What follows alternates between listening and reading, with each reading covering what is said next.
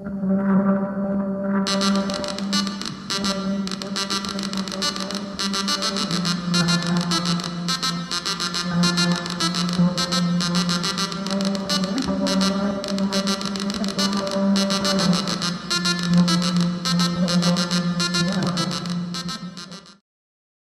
hate it because it's a stupid sounding word. We're system operators.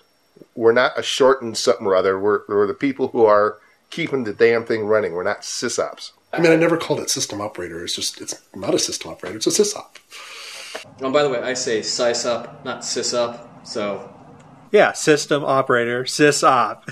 If anybody's a linguist out there, just forget it. That's the way I pronounce it. Thank you. Yeah, I must have said Sysop for years until I discovered I was being horribly gauche. It was a big holy war back then. That's how I pronounce things. If I saw something with a Y, I would say Sysop. Co-Sysop. Why did you go with Sysop? I thought Sysop sounded too much like sissy.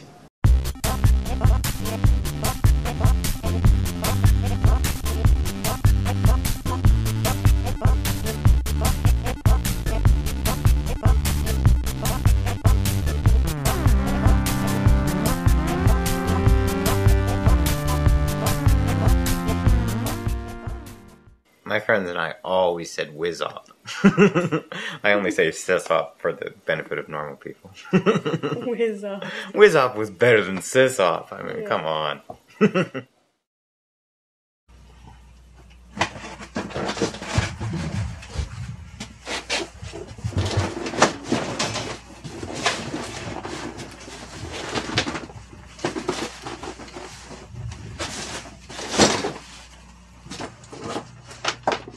Under a sort of mess of stuff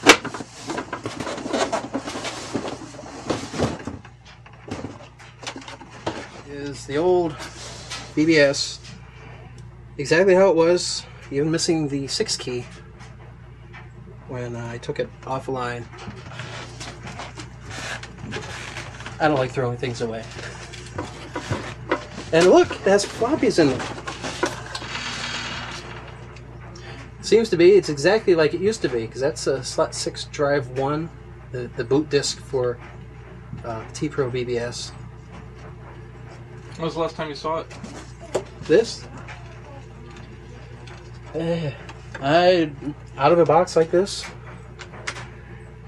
Well, this box is from a monitor that I bought 10 years ago. I was sitting at lunch one day with my friend Mike at high school, and he was talking about this great new thing called a BBS. And I wasn't really popular in high school, so I was like, what is this? I was really into computers. And he said, oh, you can talk to people through the computer. And I was like, no. He's like, yeah, come over. So I went over to his house, and he started dialing up. A friend of mine said, hey, try this number. There's a way to communicate with people that involves this computer, and they're out there doing the same exact thing, yet they may not be local to you, they may be local to you. You may never meet them in person. This is totally cool. I can, interact with another machine. And at that moment, I was hooked. This is for me. I have to get in on this. I remember the first time I downloaded a program and installed it on my computer and ran it. That was amazing. Who would have thought you could install a program on your computer without putting a disk in it? When I'd pick up the phone and I'd be dialing on that hideous rotary dial phone to finally get the number, after hearing a busy signal for a couple hundred times, finally getting a ring, and then going, oh, and then connecting, and then seeing this, the logon prompt. This adrenaline rush. All right, I'm getting on. I dialed into that, and then on that message board, they had lists of other places you could dial into, and from that, I started dialing in all over the place.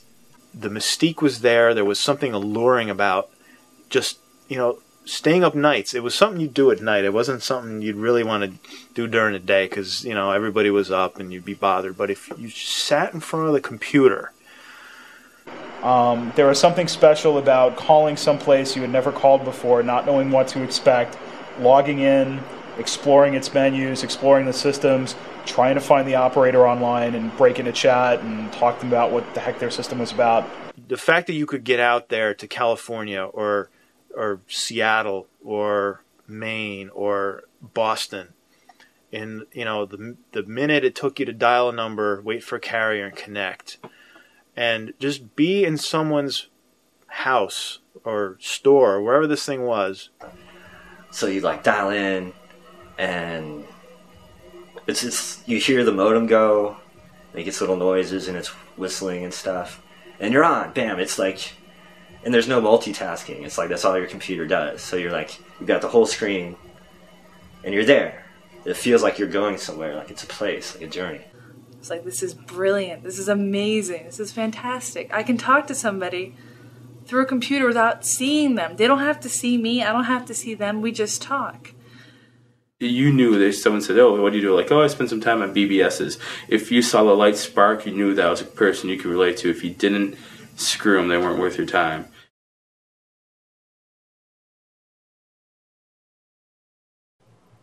I guess the system operator, came out of the mainframe, and the operators in a mainframe environment were people of humble stature but great power. And the same held true of people who operated BBSs. I mean, you could do whatever you wanted. And I forget if it was because I was posting something or I was having trouble figuring my way around since it was my first time. But he broke into chat, which completely freaked me out, because I don't even think at that time I understood there was a system operator, an individual running it out of his house. The sysop requests your presence, and then you go into a split-screen chat. And I remember the first time that happened, I was shocked. I didn't even know that could happen. Holy shit. He's trying to chat with me. What the hell's going on? And so this guy breaking into chat to basically berate me, like, what are you doing? How are you doing it? Who are you? What are you doing? What's your handle? And I was afraid that I was taking too long just reading what he wrote. It's very scary. For the longest time, when I was using other people's BBSs, I would write everything very carefully, because I knew it was important not to say anything embarrassing and have to backspace it, because the sysop would be watching. You kind of get this idea of what a system operator is. You try to chat with them and they're never there. They're like a cool person that's somewhere else. So I wanted to be a cool person. The sysop is the cool one that all the users want to get to know and they want to be like. Sysops were definitely treated quite well. There was a respect factor, and then there were people we would have BBS events and everyone would want to buy the system operator, all the beverages they wanted. Hey, I actually know Jim. He's the sysop of such and such BBS. All of a sudden you sort of raised up in clout. Hey, I'm good friends with the sysop. People, like users, would look up to you like you knew a lot. I mean, there is some God aspects to it, because you can read all the private messages. I even got laid a few times because of the BBS. I'd meet a woman through the BBS. And it was like approaching Mecca the first time I saw where the bulletin board was actually running, to actually log in at the console. I just thought that was the most amazing thing. There was one I played, and it was like Adventure, an online adventure game, and it was like a 3 or 6 line system. I was used to playing Adventure just by myself, and I remember playing this game and going into this little valley, and it said, this person has just, entered the valley. And I was like, this is awesome. And I didn't know what to do next. And you could say hello to the person. And he's like, oh, hello, Steve. I'm like, how do I get to the house? And he says to me, follow me. And I didn't really understand until it said, Frank just went west. So I type in west and hit enter. And it says, you are on a path. Frank is here. And then it says, Frank just went east. Only me and like a few other people knew what was going on, because when I used to go back into work, they had no clue about, these kind of things.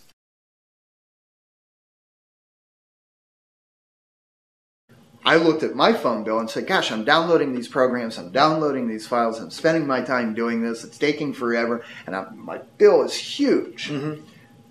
Wait a minute, if I set up a bulletin board, people will send me files and I won't have to go after them. Right. I put the number out on some other boards, you know, and then I finally put it up live, and I left with my friends, and I came back around midnight or something as a 15-year-old kid, staying out too late, and there was somebody on my bulletin board system.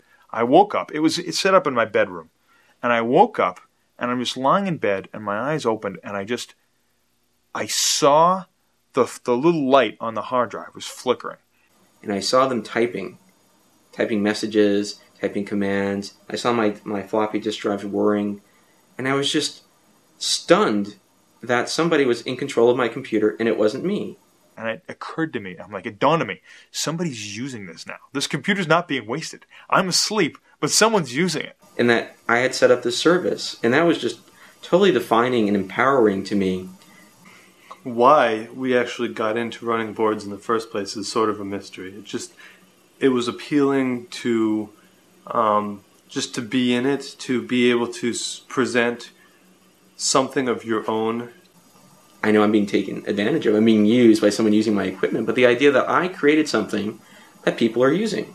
And then when I was in bed, and at night, and it was dark, and the screen was turned off, and I was just lying there, and I could hear the hard drive chirping away, making its little music, I could tell exactly where people were on the board based on the notes and the sounds that it was making. I could tell what door game they were going into, whether they were reading a message or posting a message, if they were just logging in or if they had just logged out. I could follow their progress through the board just by the sounds the thing made.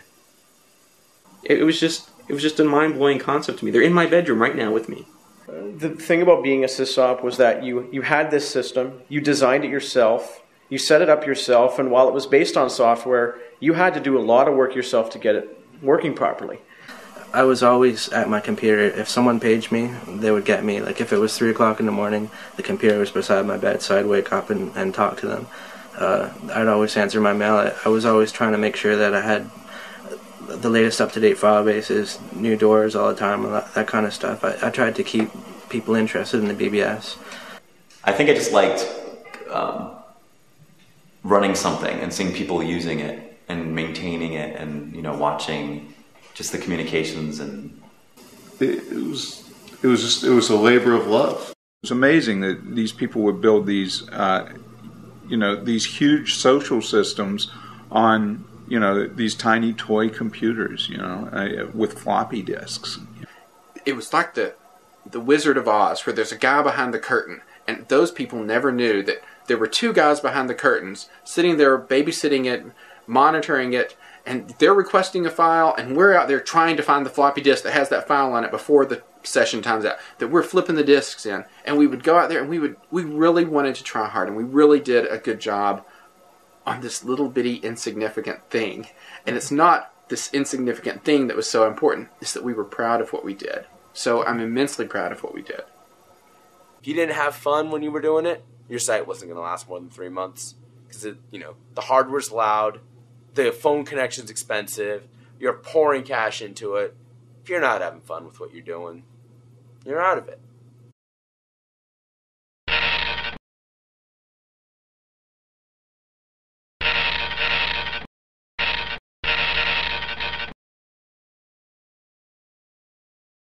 The person behind it, with the brains behind the whole project in a broom closet, was a woman who was deaf.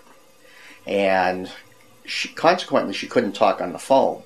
And we set up, somebody gave me a modem, and I can't even remember what type it was. I mean, it was a very 300 baud.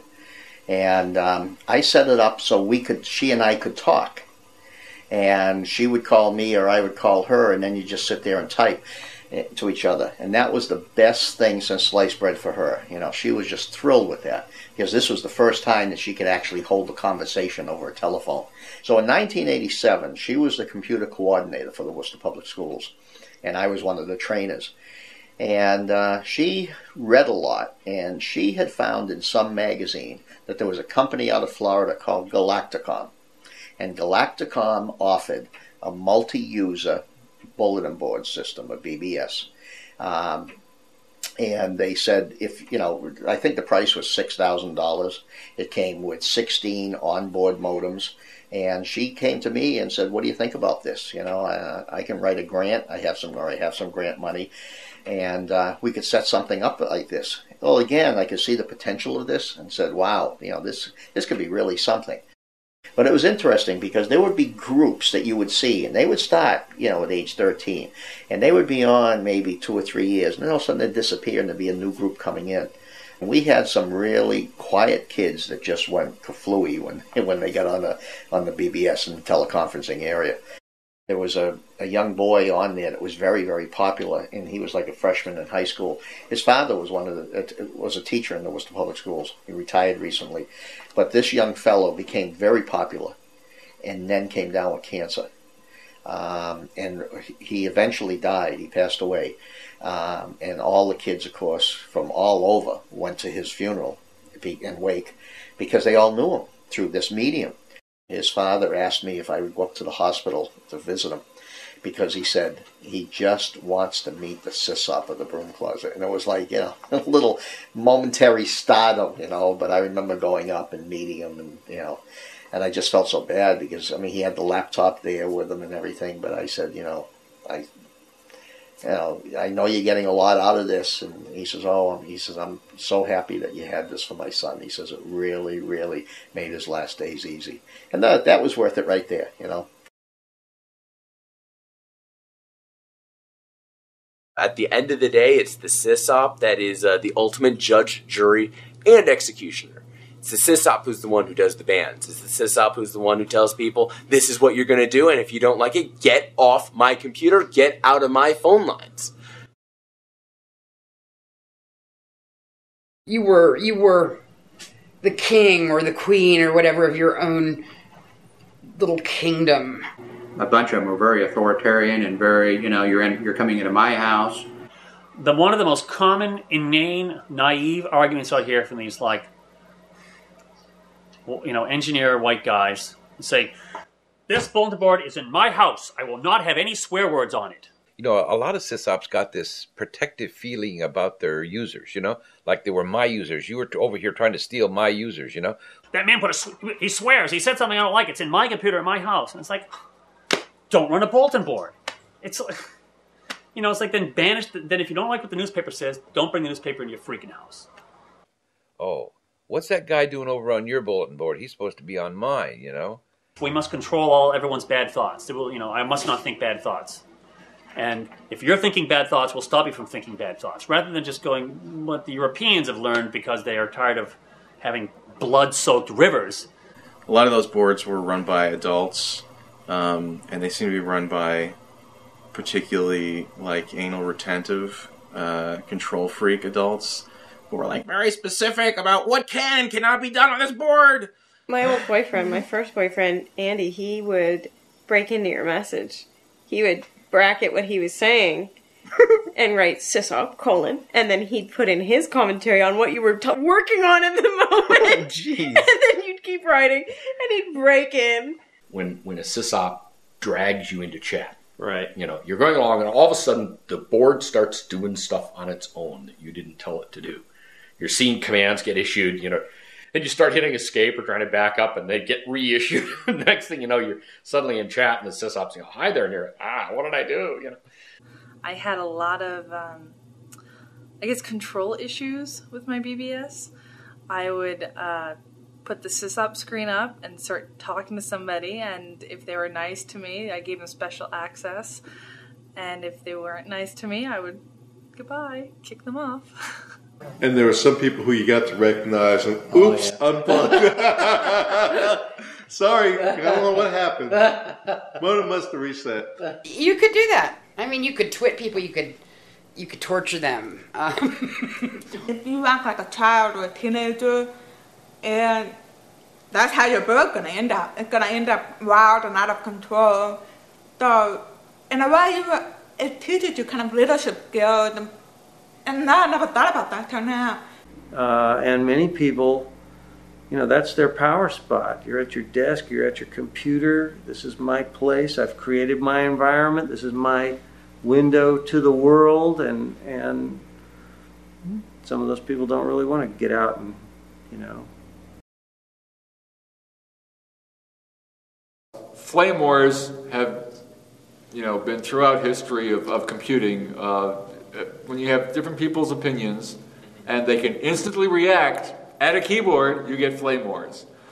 One term we coined out here, I think, but it may have also been coined elsewhere at the same time, was 1200 baud misunderstanding. You don't have the feedback on keyboarded communications, and so that tends to amplify the flame quotient.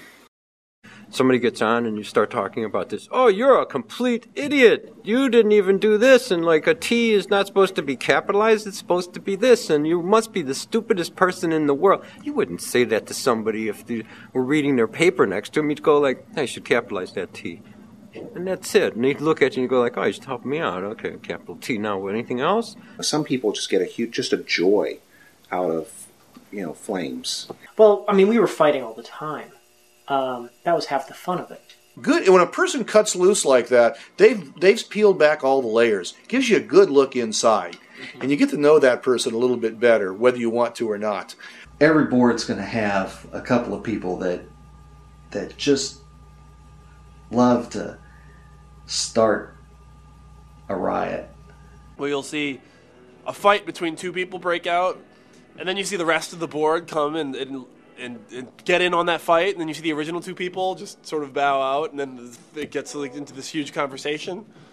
Well, you go on there, and it was very childish, very pee poo, just not piss, F you. In the old days, you'd have these pedantic arguments where people would just get a bug up their backside about, you'd say, well, I've got a 2400 baud modem, and they'd say, well, that's not really correct, because baud doesn't equal BPS, and they would just lecture you to the point of, ready to put a gun in your mouth and pull the trigger because you couldn't take it anymore from just the whole techno geek thing.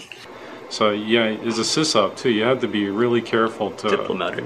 Yeah, to settle things like that quickly. Otherwise, your message section gets torched. But eventually, when it got to the point where too many people dropped, the sysop was worried about a lot of his good friends getting upset, or some of us who knew the sysops better would say, hey, these guys are getting a little bit out of line. He'd cut them out.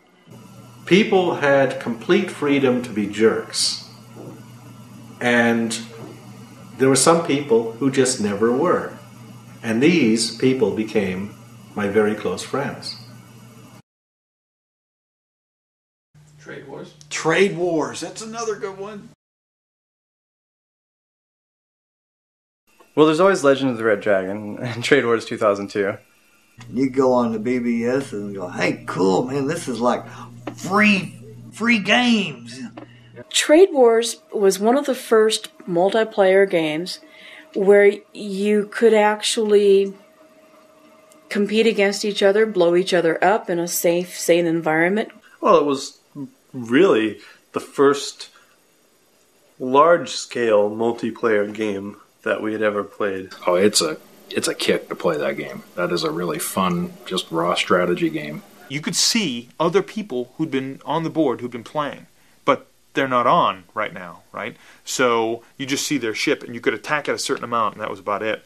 And then wherever you were stuck, and you knew your ship was stuck there for a whole day.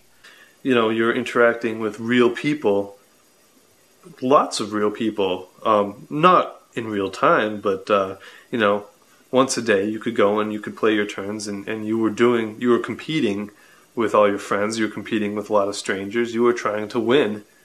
Every night at exactly midnight I go down, I'm dialing in, and cruising around, sort of taking all the resources, kind of cleaning up on everything. And nobody else, as far as apparently nobody else was doing this on his board, so. Every day it would be, I can't not log in today. I'll fall behind. I'll lose out. So we'd have to call in to make sure that we could keep our ship alive. And that's really the key to enjoyable gaming for a lot of us, is playing real people. And once you got online and had played, all the more reason to just talk.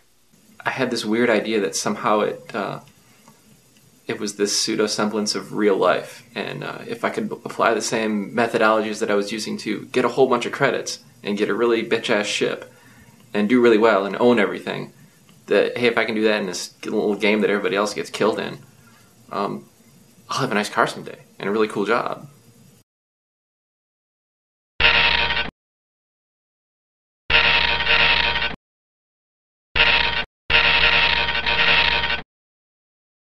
The concept of starting a bulletin board as a social connection point for gay people seemed like a pretty neat idea. And my mom had just died and left me a few $1,000s, and I was looking for something noble to do it with. And so I thought starting a gay bulletin board might be a neat idea. And as it turned out, it was. I mean, it spread like wildfire here locally, and it was the way to connect with other gay people for many, many years. Even that short time ago, in 1986, there were an awful lot of isolated gay people, even in as huge a community as Washington, D.C., who just were so closeted and so inexperienced and so afraid to ask anybody else anything at all about it, that I became the person who was accessible and was the guy that they said, you know, that they thanked me just over and over and over again for creating this capability for them to meet other people like them. Many of our early members told me in no uncertain terms, I didn't know that there were other people around that were gay. I've lived my life thinking I was the only person like this. And it was such a revelation for me to find a bulletin board where there are hundreds of other people who are just like me. I never had any idea. At the login process, there was always the opportunity to send a message to the Sysops, even by total strangers who couldn't log in. And those are the death threats I got. Those are when the 12-year-olds logged in, and time after time. One of the things I did one year, I collected about a dozen of these death threats, and I mailed it out in our annual fundraising letter to our members, and quoted them, and said, these are the death threats that your Sysop got during the last year. This is what we're trying to do for you.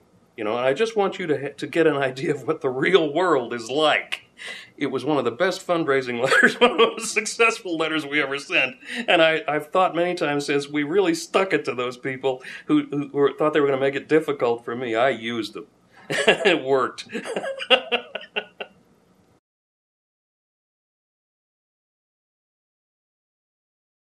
remember in the beginning, too, people talked about they were afraid that the BBSs were going to be, you were going to be sitting there and not communicating with other people. I found it quite to the contrary. For several years, I was going every Friday night to this 24-hour coffee shop and hanging out with lots and lots of other BBSers. Like every weekend, there would be some BBS would be having a get-together party. Right. And people would be getting together and actually doing stuff together in real life. The BBS meetings was probably one of the biggest attractors for everybody. We used to advertise them for a month at least. The meetings were on all the BBSs together. So, or sometimes there were particular meetings, for example, for a fundraiser for my BBS, Nopal BBS, or a fundraiser for another BBS. From the time I was 15 or 16 on, I went to pub night for the Pinnacle Club, later to Mound 7, pretty much every week. It was weird if I didn't go, and that was quite a trek to go because it was in a different city and I didn't drive most of the time. Damn, it was just a great social group, and I loved it. At midnight, everybody had to go outside at the party, grab a bottle of beer, and just pour it over your head. You know, it's one of those initiations that you do when you're 16, 17 years old. So, you mean while it's cold? Oh, barefoot in the snow, full bottle of beer over your head at 12 o'clock midnight. Of course, all these BBS girlfriends and boyfriends that came up. For example, my brother, he was 14 at the time. He was chatting with his 12-year-old, and there was all this hype. All the BBSs knew that they were going to meet in this party. So my brother got drunk in the party. His first time he got drunk, 14 years old, in the party that he meets this girl, which by the way was not very good looking for his taste, so he was not very interested in her and whatever. I mean, we caused many a divorce. We caused many a people to break up. you can't even put a number on how many affairs were happened off of our system. And there was quite a few success stories of people that got together that met each other on there and are still married today. Okay, I met my first girlfriend on at a Diversidad party. Oh God, that's where I met her, wasn't it? It was actually how I met my wife, and I've been married to her for 8 years, and we got 2 kids. All because of the bulletin board. We were the social scene of Bakersfield.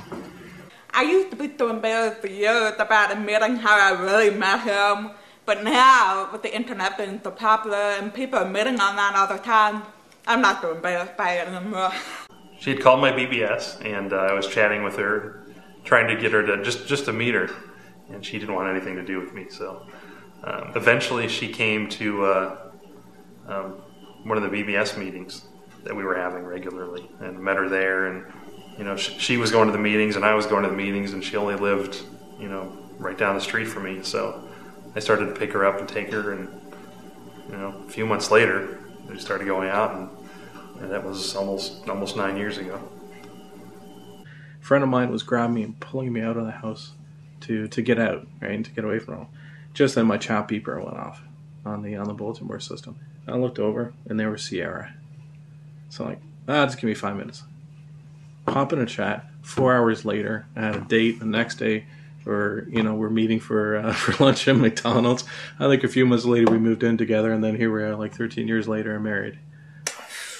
I think it was pure luck, and maybe fate or something, because it seems highly improbable that we would have gotten together under normal circumstances. Don't you think? Yeah. There's the age difference. Are you aware of that? No. Oh, well. I was 24. Going on 24. Yeah, right. I was 40. Or 39 going on 40. I don't know. Yeah. We're 16 years apart. So, we already had rapport communicating on the bulletin board before I found out the difference in our ages. If I'd known the difference in our ages, I don't think I ever would have really seriously considered a romantic relationship with him just because. But then by the time I found that, I was like, oh, well. It didn't really matter. The perception of BBS was geek toy. You had to be a geek. And believe me, there were very few women into BBSs because they were geeky enough. They didn't see, the sense of sitting at the keyboard when they could just call their girlfriend on the telephone.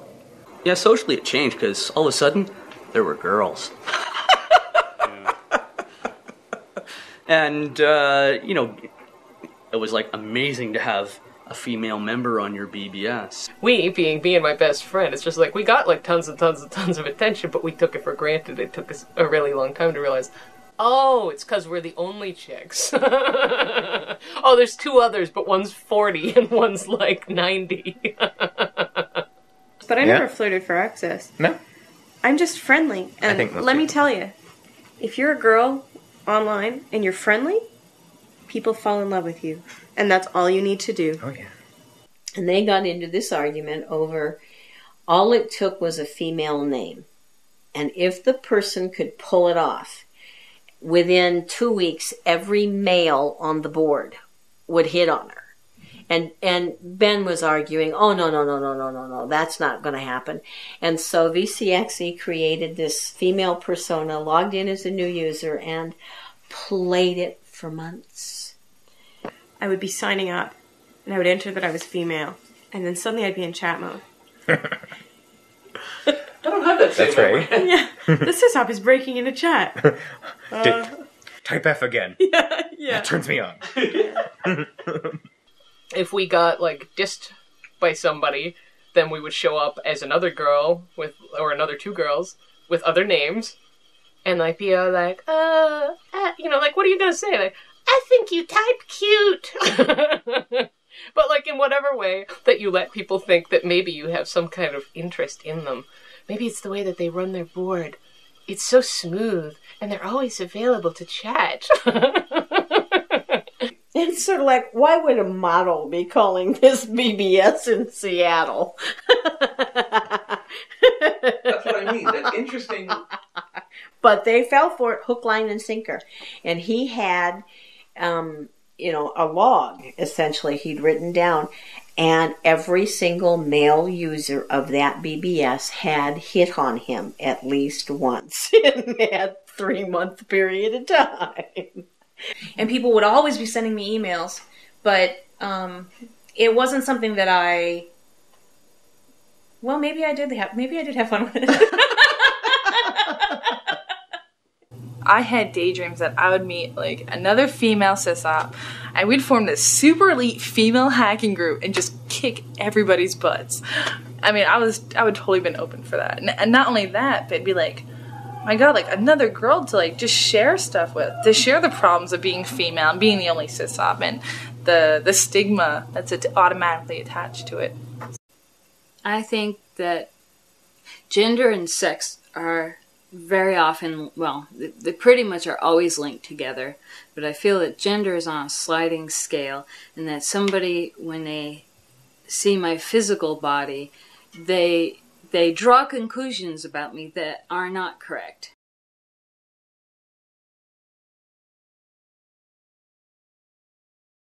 For me, BBSs were about community, because I didn't talk to people in school. I talked to people on BBSs. These were people, again, within my little circle, my little city, my little high school region, my little school district region. It's no different than a small town if you think about it. I mean, that's what I was thinking. Even at the time, I'm going, oh my goodness, we're all like a little itty-bitty town, and we've all grown up together, and everybody knows everybody. And so, of course, everybody knows when someone else picked their nose. A bulletin board system, and the Sysops was female. She was married with kids and whatnot. Unfortunately, what happened is she had an affair with one of the guys in the BBS system. That came out pretty fast somehow, and her husband, to say was upset, was the understatement of the century. I still remember getting a phone call. It was about 1:30 in the morning, and I was getting picked up. So a couple of friends came over 1:30 in the morning, 2 o'clock in the morning, picked me up, and we went to her house. Because it was a very, very bad scene. We're talking about things flying in the air, the whole 9 yards. And ended up, there was about 30 people who ended up showing up. And, quite a few people holding him back, quite a few people holding her back, and quite a few people taking the guy from the BBS out of the scene and packing up her stuff and putting it into a car and taking her to a friend of mine's place to stay there for about a week. One guy dropped his bike over in Maryland one night and knew that he happened to be near somebody else's house who was a member of the board, and got in touch with him, and that guy got up at 3 in the morning and hooked up his trailer, and they went out and got this guy's bike. And so when I heard about stuff like that happened, that was pretty cool, that people felt enough of a sense of attachment to one another that they would do stuff like that. In the old days of BBSs, if one member had a problem, everybody had a problem. One guy was going through a rough time. It wasn't unusual for half the members of the board to show up on his doorstep, bringing food and drink and music, and let's throw a party and cheer you up. Most of the friends I have now are the people I met through the BBSs, so that part of it, that social part of it is still there. And there are people that I remember getting on our board that were 12 years old, and they're having kids today. You almost feel kind of like a father figure in some way, to watch these people grow up, and you help shape them, and you saw the things they went through on the board as a teenager. They were battling drugs, or they wanted, they considered suicide because they thought nobody liked them, and this and that. And see the people pull together and really raise these people and turn them out to be decent human beings is really something neat. Matthew, how many Dorsai memorial services have you been to in the last 4 or 5 years? Way too many. But that's the power of the Dorsai community. We lose a user, we lose someone. And it's like, hey, this is what happened. Memorial services we go. we're there.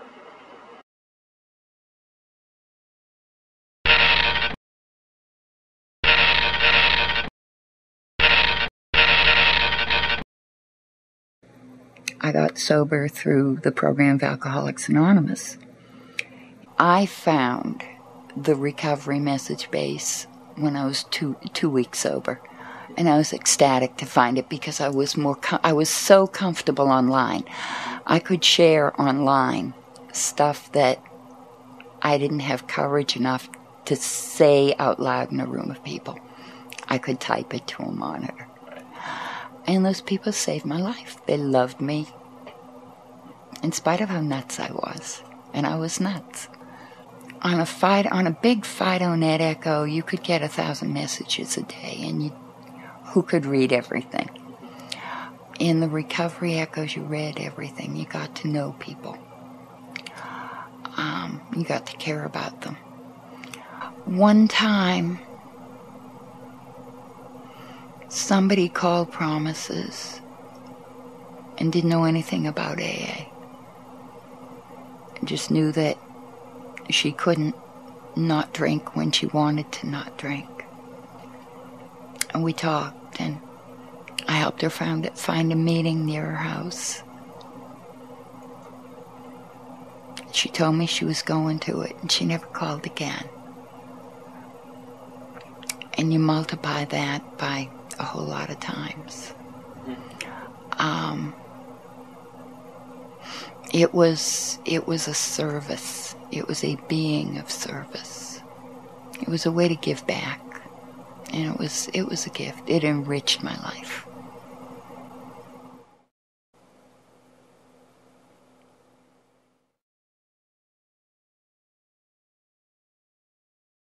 The thing for me that I really would like to get across is how much fun I was having at that point for a wide variety of reasons. If I wanted to belong to birth, I wouldn't be in this house, I wouldn't have kids, it became my future, sure. It was funny because I had a little wish list I used to keep on the side of my wall in my bedroom, and I used to have things like I want a mini bike, and I want this, and I want that, and I want a new Mac, and I always had a new phone line, and I always had my wish list, and to this day, that's the only thing that's probably not crossed off. I think I ran the best BBS there was. Yeah, people laugh about being able to read the modem lines, but I could tell, which two people were chatting with each other, or if they were downloading what protocol they were using, stuff like that. I had an old man that used to call me once a day and play chess. He'd make a move and I'd make a move, and it was great. I had a user. He was in his 60s. Was a grandfather, and he wrote me some feedback saying it was great being on your board. I have my grandson here with me, and we're on your board playing games, and just want to let you know we're having a great time. And that meant more to me than anything. Yeah, in a way now it's kind of sad that it's no longer special. We don't have that special notion of poof. You're a person who can go into the room where the computer is. In a way, but we've won. We've won. Now everybody is using the computer, and the jocks are using computers too, so they can find out what the football scores are.